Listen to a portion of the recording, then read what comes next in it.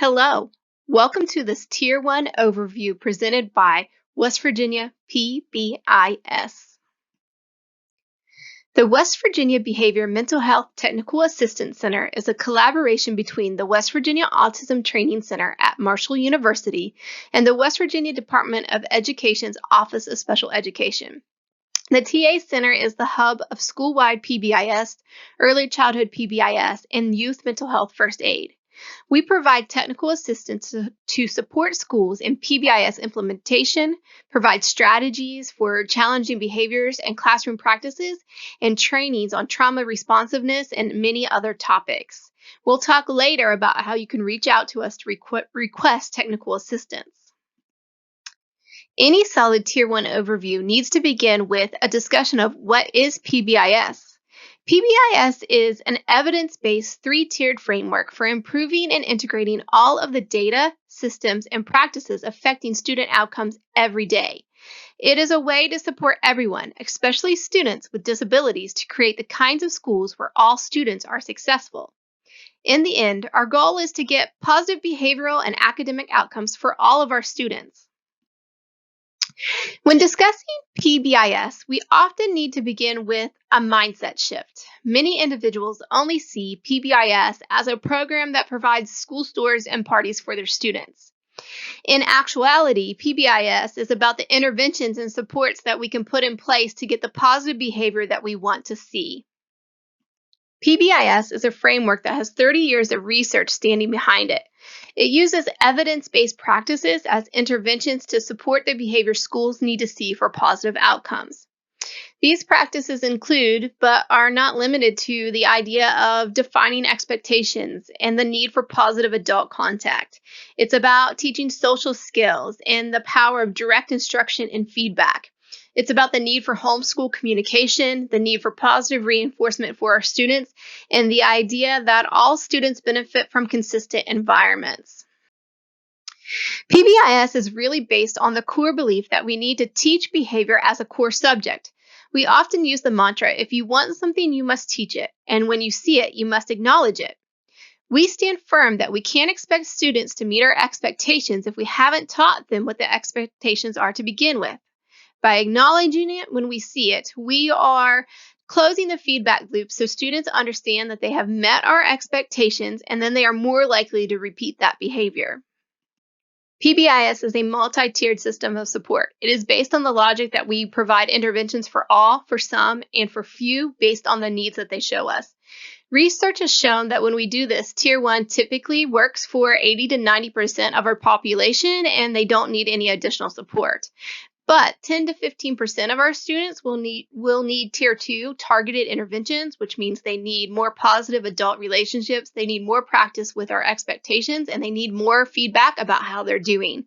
And about 1 to 5% of our population are going to need Tier 3 or intensive interventions, meaning that they need more individualized interventions to be successful. Here's an example of how the interventions break down, and this is not an all-inclusive list of interventions that you can have in place, but for example, we're going to talk more about Tier 1 supports, but those are interventions such as identifying and teaching school-wide expectations, feedback and acknowledgement systems. Do you have consistent consequences, classroom procedures and practices, bully prevention and social emotional learning?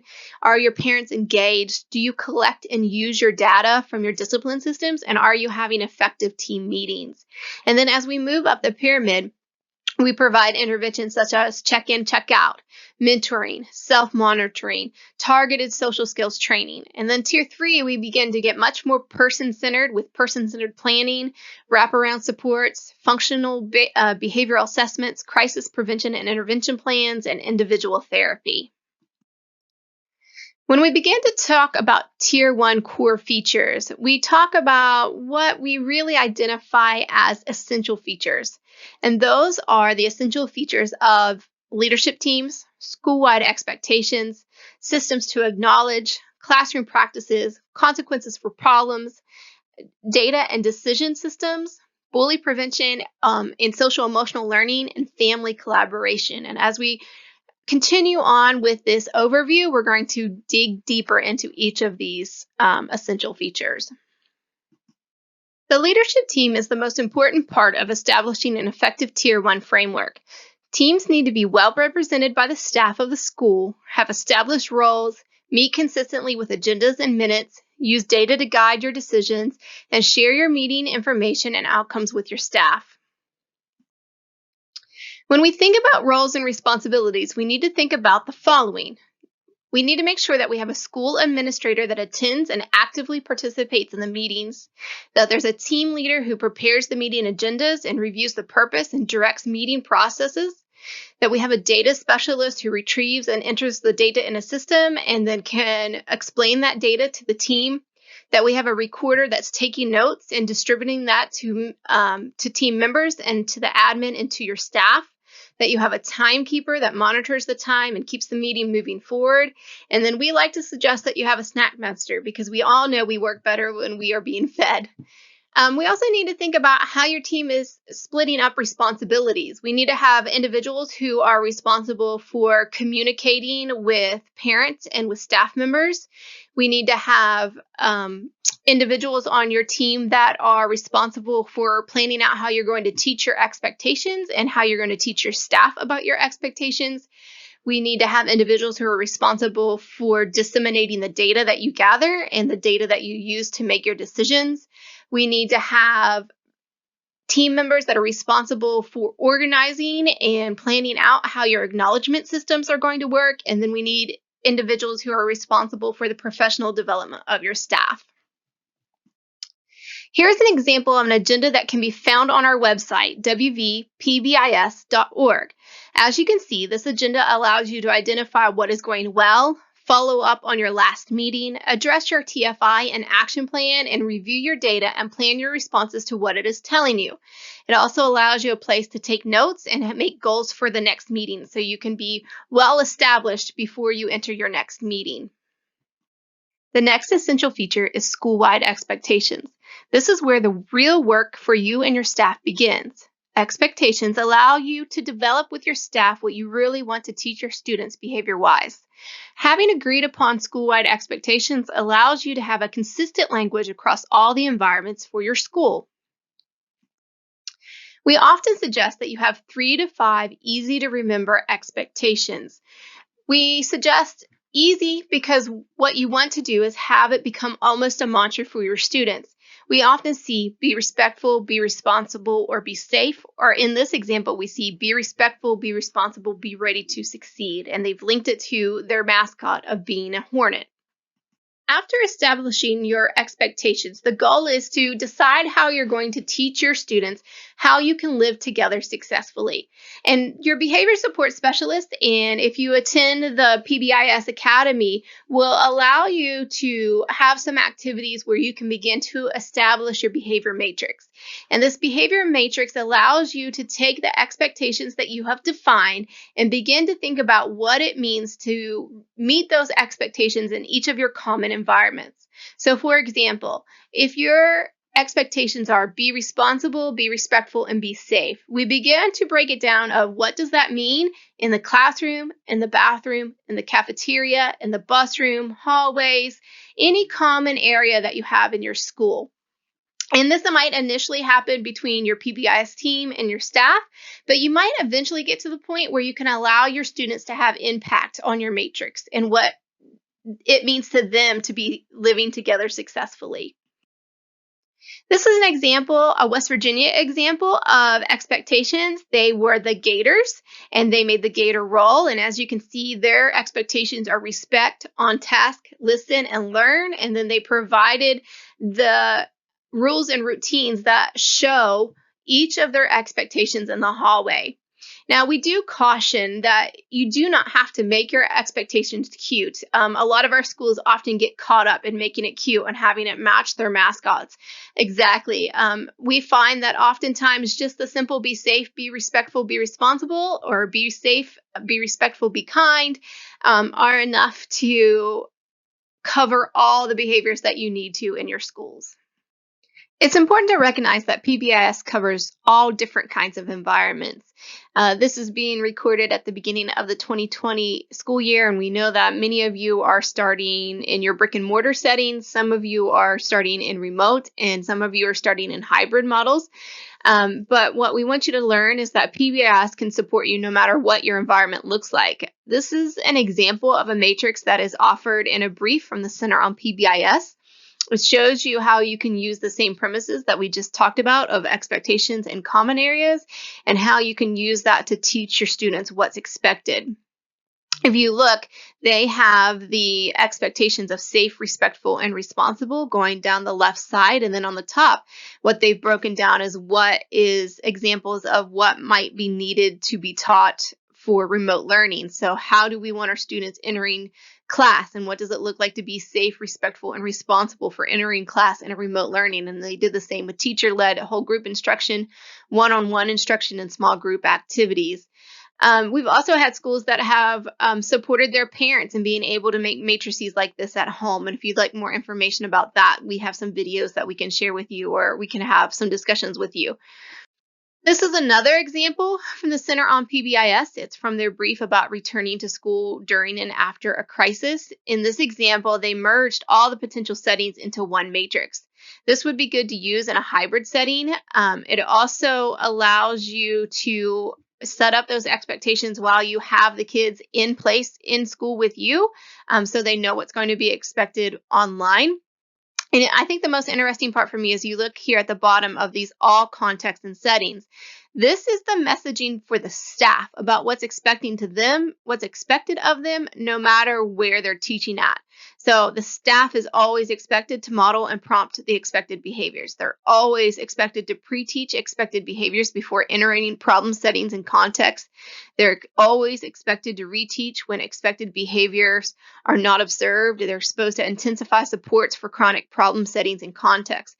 And then that takes the question out for the staff, right? I said earlier on in this presentation that one of the most important factors that PBIS brings to your school is that there's a common language and common expectations among everybody, and that is staff and students as well. We have a school that made a matrix that had expectations for remote learning for what the teachers would do, what the students were expected to do, and what the parents were expected to do during their time in remote learning. So this can be adjusted to whatever situation you need to have this type of support, so everybody knows what's expected of them. The next essential feature for us to discuss is building a system to acknowledge. Remember the mantra from the beginning: if you want something, you must teach it, and once you teach it, you must acknowledge it. The reason we must acknowledge it is because it completes the feedback loop for our students, and then they know what behavior we specifically want to see again. Research indicates that you can improve behavior by 80% just by pointing out what someone is doing correctly. That's a quote by Laura Riffle. It's such a simple act that I think we should all have in our toolbox to be able to support kids' behaviors that we want to see. We often hear, why reward or acknowledge behavior when it's something they should be doing anyway? Well, because when we acknowledge behavior, we're actively teaching students what behaviors are expected of them. It increases the likelihood that students will engage in the appropriate behavior again, and it increases our opportunities to build positive adult-student relationships. It encourages students to demonstrate positive social emotional skills and behaviors, and it improves school climate and culture. It's a great counteraction to negative peer influence, and it provides students with feedback on how well they're following the expectations we've taught them. And we can use this to help shape intrinsic motivation for our students.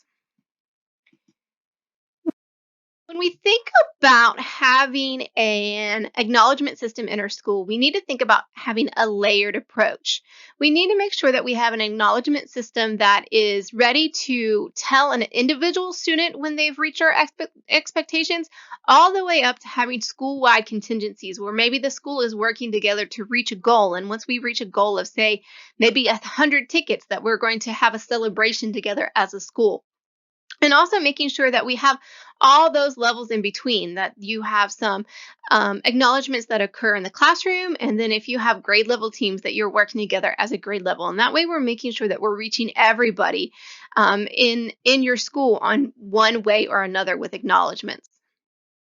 We also have to keep in mind the frequency and how often and how accessible your acknowledgments are to your students. We need to make sure that we have acknowledgments that are immediate, high frequency, predictable, and tangible, but also that we have some intermittent or unexpected and they didn't see that coming type of acknowledgments for your students. And then long-term celebrations where we've worked on this together and now we're here and we can celebrate this together as a school. When we do this, when we provide acknowledgments for our students, what we find is that they have a lot of buy-in for the systems that we're putting into place. And these are some examples of how you can have acknowledgments in your schools. A lot of schools just use simple tickets, like here in the middle. And they use that when they see a student meeting an expectation that was put in place for them, they'll give them a ticket and the kid's name goes on the back of the ticket. It goes in a bucket. And every so often names are drawn out for some either tangible reward, a coupon, some relationship based rewards.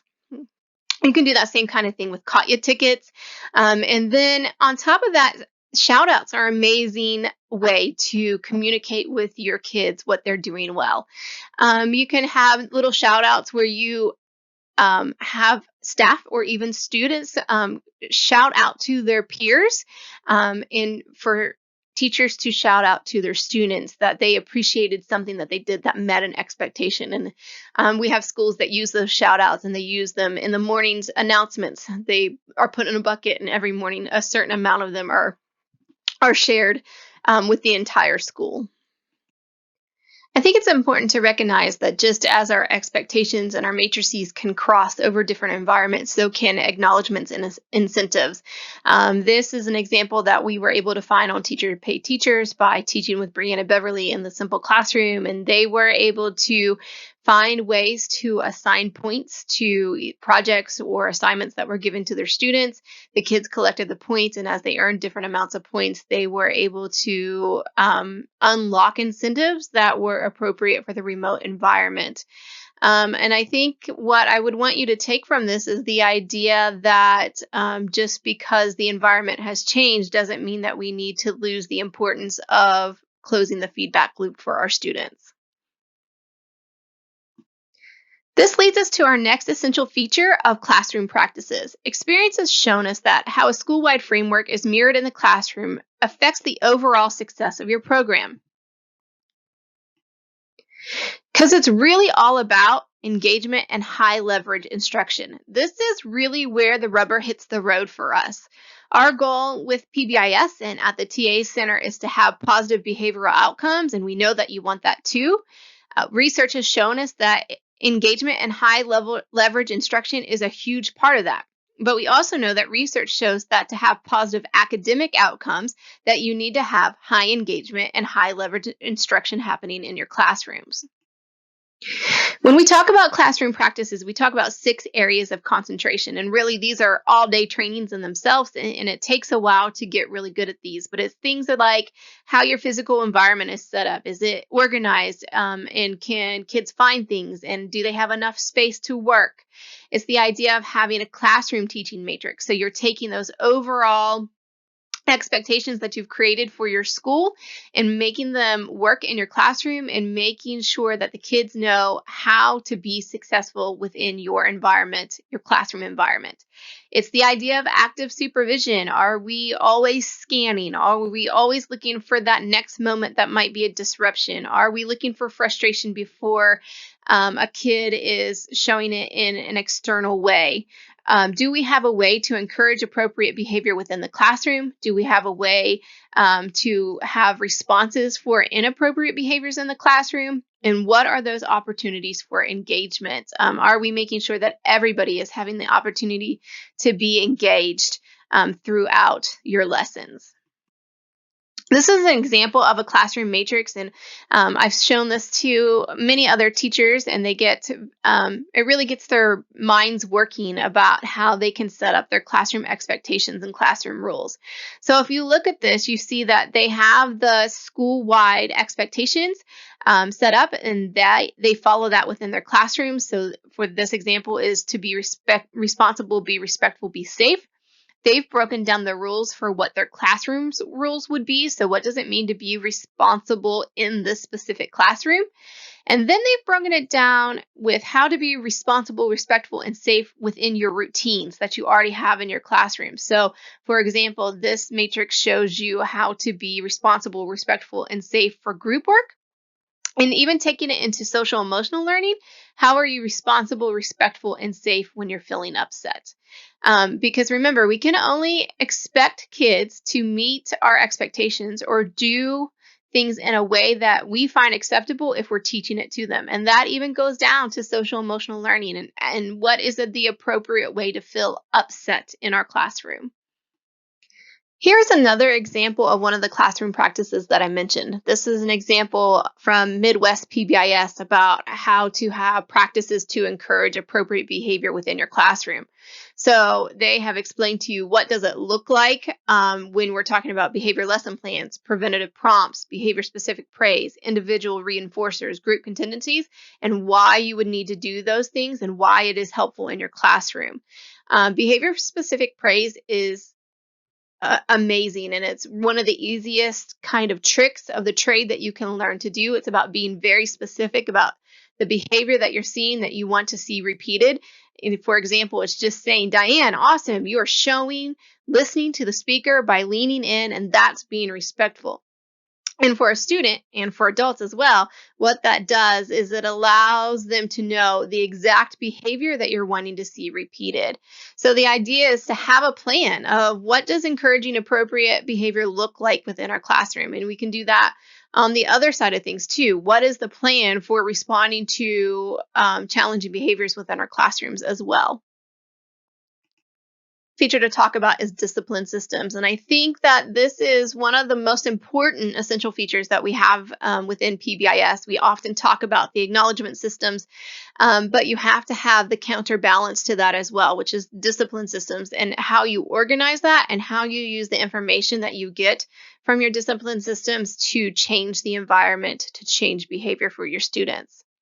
And so what we do is we support our schools in making things like behavior management hierarchies or discipline flow charts. And so everybody has an understanding of when we come up against a behavior that we don't want to see in our school, what are our steps to mitigate that? So what is everybody going to do? This school is actually the school that I worked at. They've been a tier 1 model school for us for the last 2 years. And they had made a system that everybody follows within their classroom. So this is what we're going to do the first time we see a behavior. This is what we're going to do the second time we're going to see a behavior. And then after the bottom, you'll see these are behaviors that are do not pass goes. This is when a behavior is harmful to the school environment, to other students or staff, or to students themselves. Then we're not going to follow this hierarchy. This is what we're going to do instead.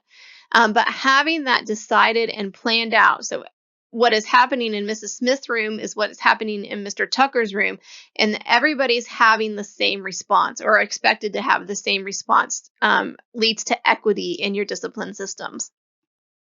Here's another example of a discipline flowchart. This allows you to really see that they have decided what's going to be classroom managed, what's going to be office managed, what's expected of the classrooms if it is classroom managed. So maybe we're going to do some planned ignoring. Maybe we're going to do physical proximity. Maybe we need some chances to redirect and reteach. And then if it doesn't improve, these are the next steps teachers can take, and these are the next steps teachers can take if it still doesn't improve. But they've already decided as a staff what needs to be handled within the classroom and what is automatically office managed. Here's another example, and I really like this one because it gives the example of strategy definitions. So not only have they already decided what's classroom managed and office managed, and on this one, it's really spelled out specifically. It gives them a flow chart to follow. If it is office managed, then they need to write out an office referral, and these are the steps that's going to happen next. It also has a little box talking about what happens with chronic minor infractions, because we know sometimes it's not just the big bad behavior that is detrimental to the classroom environment. It's the same kids who are doing the same little minor infractions over and over again, that those also need to be dealt with in a manner that affects change, right? We also know that if you look at the top, if you determine that the behavior does not need to be office managed, these are the level 1 strategies we would like you to try, the level 2 strategies we'd like you to try, the level 3 strategies we'd like you to try. And then if you look at that second page, they've defined what strategies could go with possible behaviors, but they've also defined what those strategies mean at the below. So there really are leaving no gaps for teachers to understand what's expected of them, what strategies to use. This would have to be taught to your staff as well, and those would have to have conversations about what your staff is willing to do and what strategies they think will work best for your population. I think it's important to remember about this essential feature that you really are creating a whole system to handle your discipline of your school. This is an example of kind of the journey that we went through as we developed the discipline system at the school that I was at. We had to start at the very beginning and make an office discipline referral because we didn't have a unified way of collecting that information and getting it to our administration. And from there, we realized that once we made that, everybody wasn't using it the same way. Some people would never fill it out. Some people would fill it out for every little thing. So what we had to do was to make a discipline flow chart. We called it a management hierarchy. So everybody would be on the same page about how we worked through behaviors within the classrooms. And from there, we realized that we needed a tracking document. And then we realized that we needed to have a way to respond because it's not always possible to send everybody to the office. So maybe we needed to have a think sheet where kids were thinking out their behavior. We wanted to have a way to have kids reflect. And sometimes that was after school, or sometimes that was during a reteach time that we had set up throughout the week. And so it built upon each document that we made, that we developed a whole system that would allow us to build how discipline was done within our school. And that leads us to data and decision systems.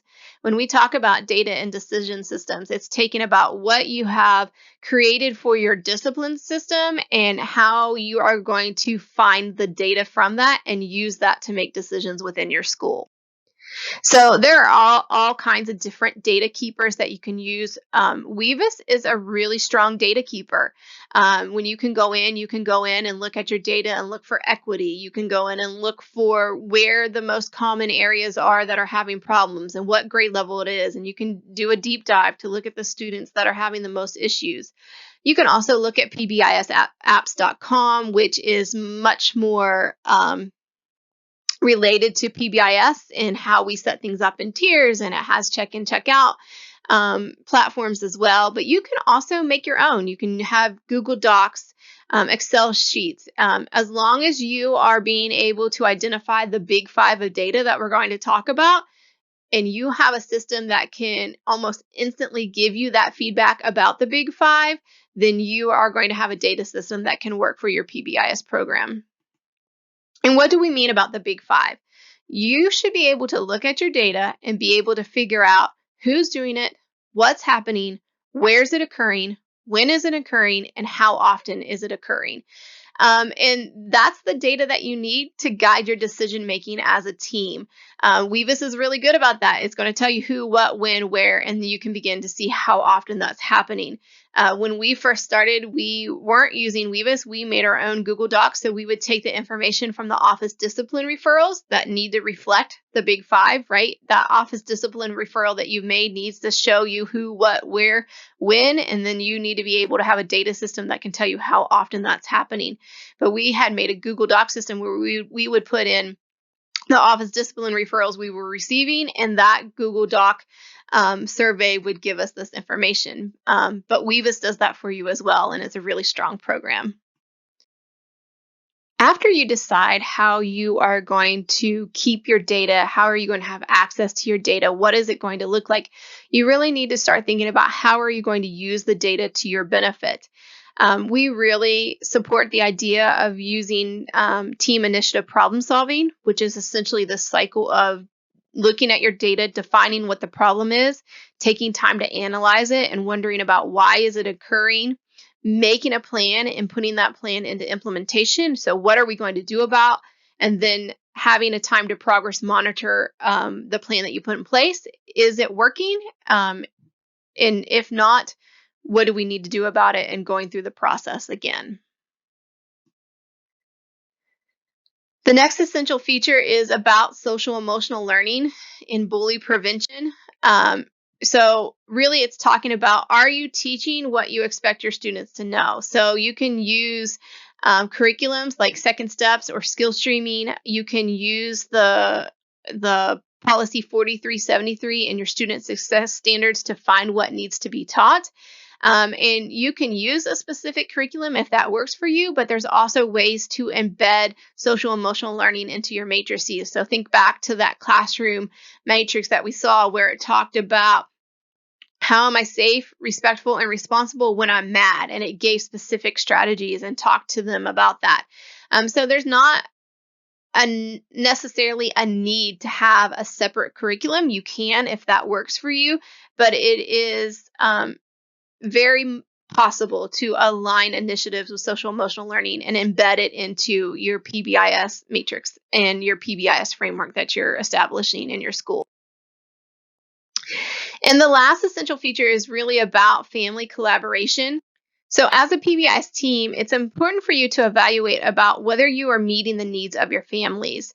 And that's thinking along the lines of, do our expectations mirror the values of our families at their homes? Are we meeting the needs of our communities by teaching them expectations that our students will need when they go out into their communities when they're not in school with us? Do we have family representation on our PBIS team so they can come and they can have a voice for what we're building? If you have a new student and a new family come to your school, could your families explain your program to them? And also, they're great resources. I think it's more important now in our current context than it ever has been, but we have a lot of families that can provide resources for us for our framework to be successful. So are we giving them an opportunity to support the work that we're doing within our schools? The last essential feature of PBIS is the idea of fidelity. And it's really the overarching idea of how are we making sure our program is working for us in the way that we intended it to.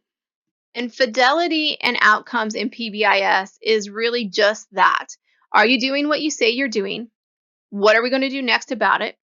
Is it working? Can we prove it through our outcomes? Why or why not? And are you sharing it with your stakeholders? Why or why not?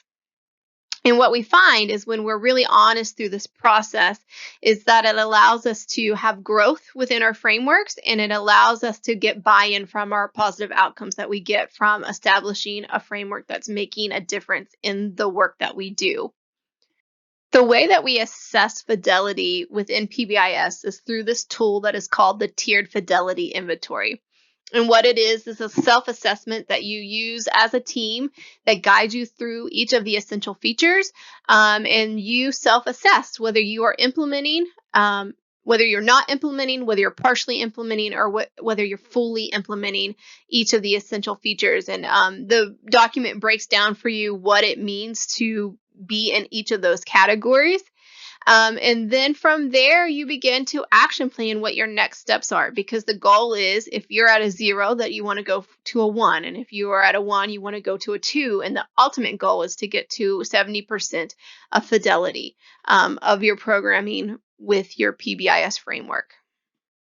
And what do we mean about going from the TFI to action plan? It's essentially just that. We're going to take the information that the TFI gives us, because it's not just enough to know your fidelity number or your fidelity percentage. What is really the most important part of it is to know what you need to do next. So this is an example of a Tier 1 PBIS action plan that's on our website that you can go look at if you want to look at it more in depth. But let's look at that second row down. They chose that one of their problem areas that needs to be addressed is their discipline data. So they began to look at the TFI and how you get from a 0 to a 1 or a 1 to a 2. They began to discuss as a team what is on their to-do list to do next. They assigned people to be responsible for each of those action items on the to-do list, and they made follow-up or completion dates. And what you would do is you would evaluate or go and look at this at each of your meetings to see what you can take off your action plan, what do you need to add, what has been done, what are we missing, what have we skipped over, and it allows you to always have in the front of your mind what's next for our framework that we're building. So that really wraps up the overview of what PBIS is and what it looks like in the state of West Virginia. And that leads us to the question of what's next for you. If you are interested in the information that you saw in this presentation, we would encourage you to reach out to us. If you look at that website at the bottom, you can go there and fill out a very simple form that allows you to request technical assistance from us. We are split up into regions in the state of West Virginia. We have 4 regional behavior support specialists for the school-wide portion of our TA center, split up into the North, South, Mountain, and Eastern Panhandle. We have a really solid readiness program that we can help your schools walk through so they are ready to begin implementation of PBIS. We have an annual fall academy where we support schools through each of the essential features and really get them started on their PBIS journey. I'd also like for you to notice that we do have 2 early childhood specific behavior support specialists, one for the North and one for the South. And if you would like any technical assistance when it comes to your pre-K kindergarten programs, they are the best of the best, and they can definitely support you with early childhood PBIS or anything really revolving around behavior, challenging behaviors, and mental health for early childhood as well. Once again, I thank you for listening, and I encourage you to reach out either to me or to our form where you can request technical assistance, or if you were able to write down the email address of your regional behavior support specialist, we would love to support you in any way possible. I always add this quote at the end of my trainings, and I think it is so important to education. I encourage you to do the best you can until you know better, and then when you know better, to do better. And I think that PBIS really allows you to have the opportunity to do that, to really begin looking at your discipline systems, to really begin looking at your whole school organization, and to be able to do that better for our students.